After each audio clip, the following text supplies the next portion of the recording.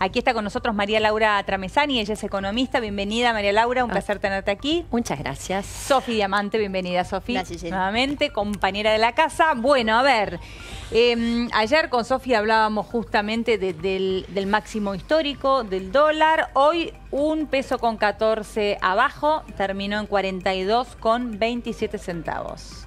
Un cierto alivio, ¿no? Un cierto alivio para cerrar esta semana corta, ¿no? Ahora no cantemos nunca victoria porque acá Argentina es compleja, ¿no? Bueno, ¿y por qué no podemos cantar victoria?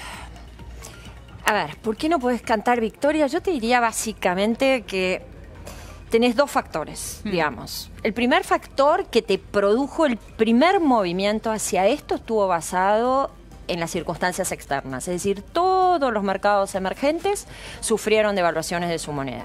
Lo que pasa es que vos tenés, ¿y por qué sufriste devaluación de tu moneda? Tuviste devaluación de su moneda porque el bendito tema China-Estados Unidos, China, digamos, con su tema, digamos, de comercio exterior versus los Estados Unidos, digamos, te genera estos ruidos y te genera el fortalecimiento del dólar contra otras monedas. Ahora, las monedas que más, digamos, se correlacionan en contra, es decir, que más devalúan cuando vos tenés un fortalecimiento del dólar, son las monedas de los países emergentes. Exacto. Esto es, digamos, el contexto en el cual te agarra la situación de ayer. Ahora, a eso lo ves exacerbado por una Argentina que sobrereacciona. ¿Y por qué sobrereacciona? Claro, ¿por qué? Y sobre reacciona, yo te diría, y como la vamos a ver reaccionar, yo creo, a lo largo de todo este año, por un tema básicamente político. Es decir, vos tenés cuestionado si después de, llamarlo las PASO, de octubre o de diciembre, esto continúa y cómo continúa. Esto tiene exclusivamente relación, entonces, más allá de todo lo que vos planteaste recién con el contexto internacional, la gran diferencia que tiene Argentina versus el resto de los países emergentes, entonces, tiene que ver directamente con el año electoral.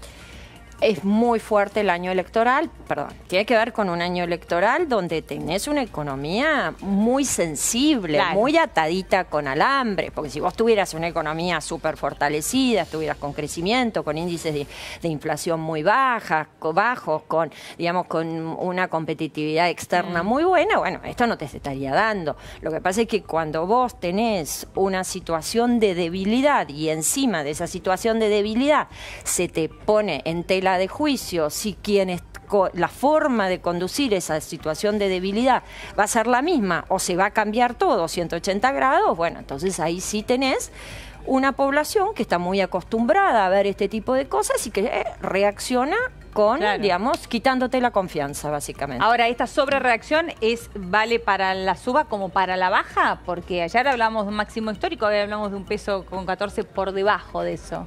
Bueno, a ver, en ese $1.14 por debajo tenés la acción del Banco Central atrás de esto. Es decir, a ver, vos tenés una situación de debilidad, tenés un Banco Central que quiere un Banco Central, un gobierno que quiere llegar a las elecciones con estabilidad, porque sabe que la falta de estabilidad lo complica electoralmente de manera muy fuerte.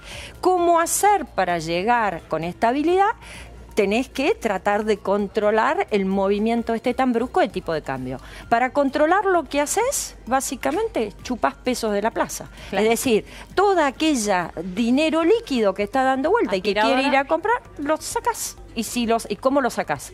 Lo sacás levantando la tasa de interés que había bajado cuando, digamos, el termómetro había bajado, cuando la fiebre había bajado, le habías vuelto. De a poco iba bajando la tasa de interés. Bueno, otra vez volvés a contraer y contraes, y bueno, claro, estás donde estás, digamos.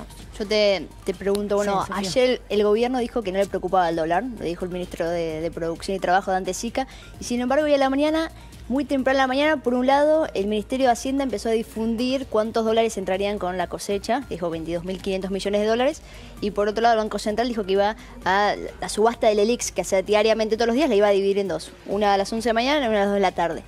¿Fue esto concretamente lo que hizo bajar el dólar hoy y se puede sostener que todos los días? ¿Sigue teniendo herramientas para hacerlo en la próxima semana? A ver, Sofía, primero que no le preocupe, a ver, imagínate si decía que le preocupaba. ¿Qué teníamos hoy? ¿Entendés? No pueden decir otra cosa. Eso no, digamos. Claro, es lo que deben decir. Tómalo o déjalo, digamos, pero tiene que decir, uno, Dos, digamos, tienen que lograr estabilidad porque saben claramente que sin estabilidad no llegan. Entonces, las herramientas que están usando son las únicas que tienen, dada la situación de que el único prestamista que tienen es el fondo. Entonces, ese prestamista te impuso sus condiciones y ese prestamista te dijo déficit cero, te dijo, digamos, no emisión monetaria y te dijo, te diría... Flotación, no intervenir en el mercado cambiario. No intervenir. Porque el tamaño de la banda es tan monstruoso que no puedes intervenir. Claro.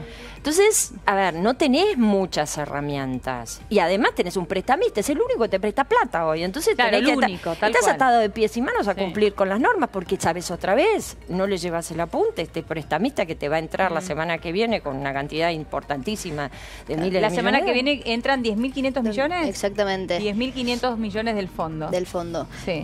También el tema de hoy salió un poco caro porque la tasa de interés aumentó de 51,86 ayer a 57,90. Un horror. Un horror, digo. Se está generando una nueva bola del ELIX, como se decía con las LEVAC. Mira, a ver, la bola de Elix la armás y la podrías desarmar. Yo te diría, la podés desarmar. ¿Es parte de la herramienta? Es la herramienta. Es la herramienta. A ver, la herramienta es una herramienta monetaria. La herramienta es levantar la tasa, saco pesos de la plaza, bajo la tasa, introduzco dinero en la plaza.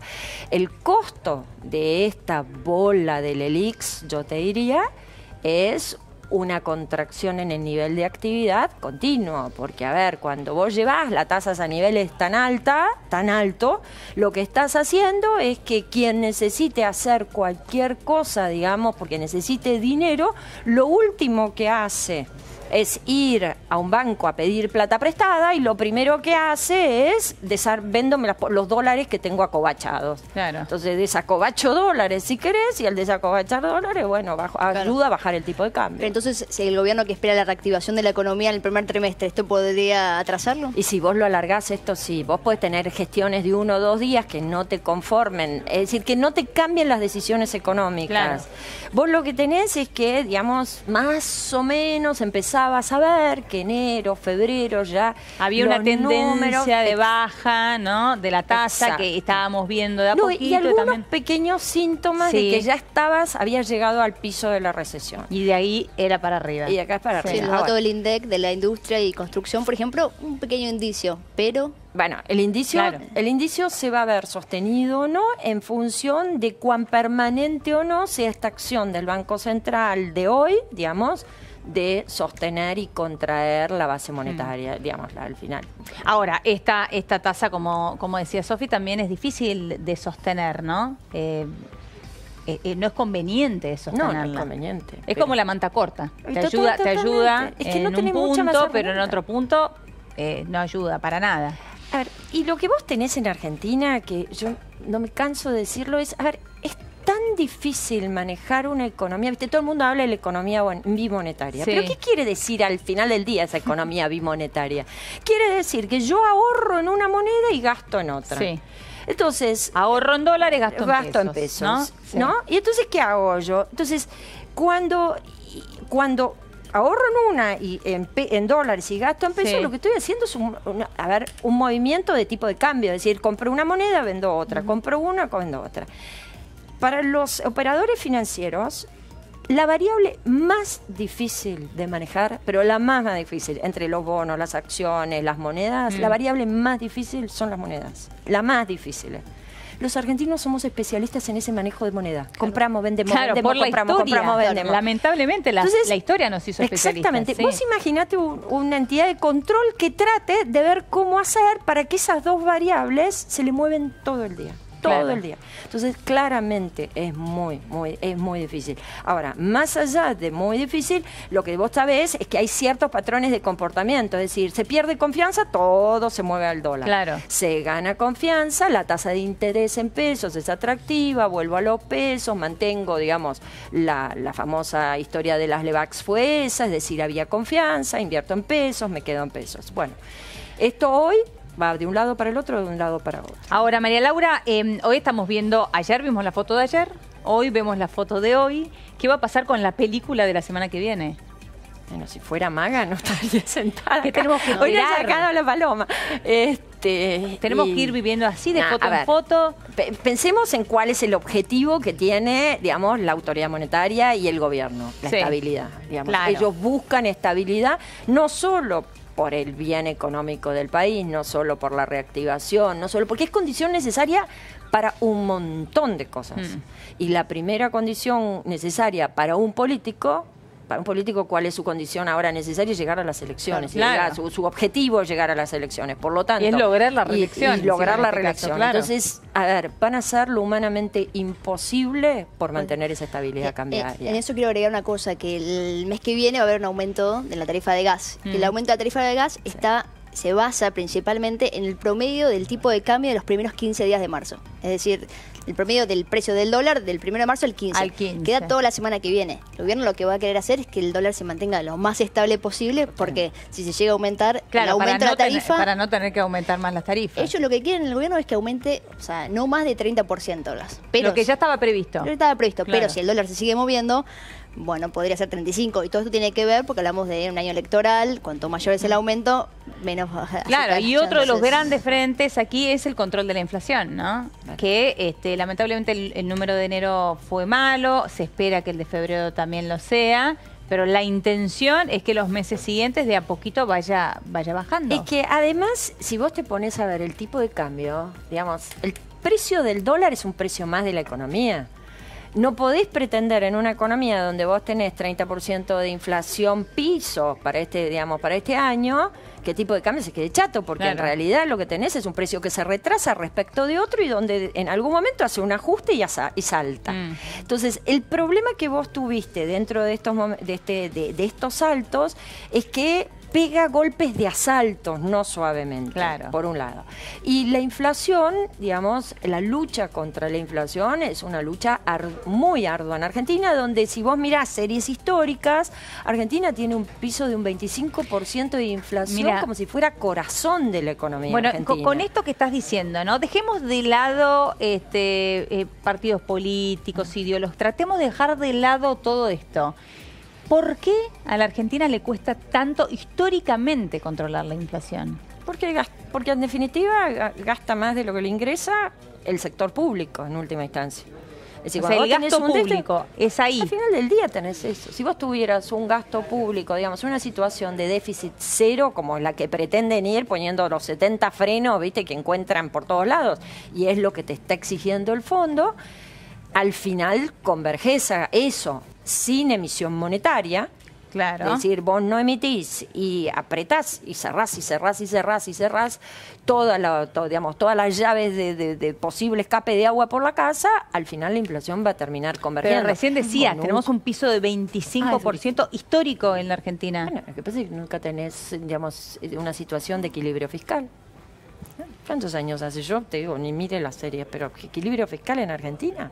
Claro. Olvídate. No, y así es como la Argentina no crece hace 50 años. Que el PBI por cápita, digo. No, per cápita no. Por lo menos los últimos 10 años, este año 2019 vamos a tener el mismo PBI por cápita que el año 2009.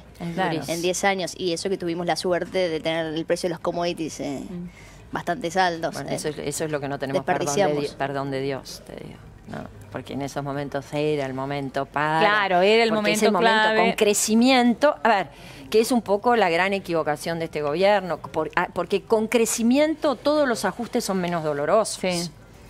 El problema es que ahora tenés que hacer todos los ajustes sin crecimiento, sin ¿no? crecer. Claro, sin crecimiento, es cierto. Pero, y el precio del commodity, como bien decías vos, estamos hablando ahora de una soja 200 y pico, cuando en el kirchnerismo tenían una soja 600. Claro. ¿Cuánto crees de inflación para este año? 30, 32, 33, 34. En el promedio que todos más o menos dicen. Entre 30 y 35%, ¿no? Más o menos. María Laura, muchísimas gracias. No, gracias a ustedes. Gracias, Sofi. Un placer. Bueno, muy bien, vamos